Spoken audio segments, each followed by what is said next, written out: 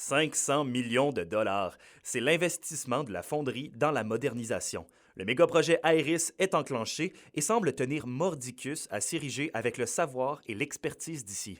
Un dîner-conférence la semaine dernière a été initié par la Chambre du commerce de Rouyn-Noranda afin que les entrepreneurs locaux puissent en savoir plus sur les opportunités avec la multinationale Glencore. Nous, notre rôle à la Chambre de commerce, c'est d'être l'entremetteur finalement entre le donneur d'ouvrage, la fonderie Horn, et nos membres, qui sont des fournisseurs de services et des entrepreneurs locaux. C'est l'opportunité pour ces gens-là de se parler, de s'asseoir à la même table, puis de voir quelles sont les opportunités. Les entrepreneurs vont pouvoir dire, moi, je peux donner des services dans telle matière, alors il y a du maillage qui se fait. À terme, ce serait des millions de dollars en retombées pour les entrepreneurs locaux. Et c'est le cas pour l'entreprise rouyn-norandienne Isis, qui fait partie de l'équipe déjà au boulot. Nous, on a déjà commencé la partie civile du projet.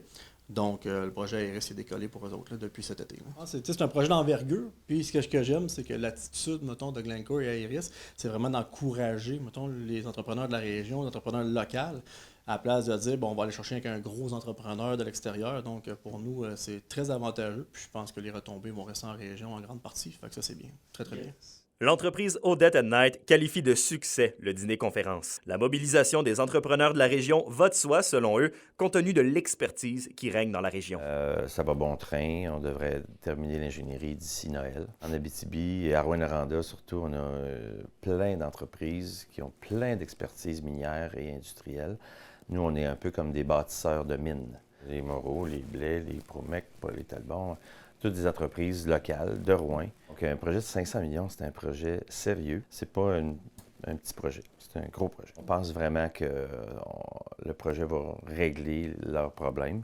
C'est pour ça qu'on a décidé d'être du côté de la solution. La mise en service du projet Aeris est prévue pour 2027, soit d'ici 4 ans. Et selon les entrepreneurs de la région, d'ici là, ils ne devraient pas manquer d'ouvrage. Alexandre Cabana, RNC Nouvelles, à Rouyn-Noranda.